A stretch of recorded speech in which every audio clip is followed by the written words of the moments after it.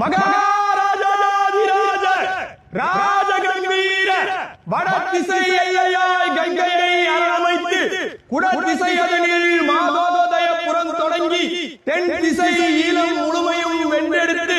குணதிசை களமேறி கடாரம் கொண்டவனாய் மனங்களில் நிறைகின்ற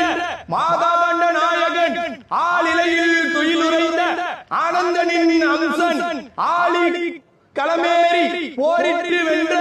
அதிசயன் வேலீர் தோன்றல் பலகரை ஆண்ட வேங்கையன் அழகிய கங்கை கொண்ட சோழபுரம் அமைத்த அற்புதன் வடிநில காவிரியின் வளமான தந்தையை விடுத்து வறண்ட நிலமதனில் தலைநகரை வடிவமைத்து அகண்ட ஏரியொன்றை ஆள்பட வடிவெடுத்து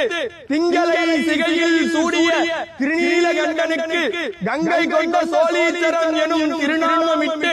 அகிலம் வியந்திடும் முத்தமிழ் பேரரசன் அருள்மொழி பெற்றெடுத்த அருந்தவ புதல்வன் ஆடி திருவாதிரையில் அவதரித்த பெருந்தலைவன் கங்கையும் கடாரம் கொண்ட மங்கள நாயகனும் மதுராந்தகனும் வேங்கை வேந்தன் முதலாம் ராஜேந்திர சோழன் வருகிறார் வருகிறார் வருகிறார்.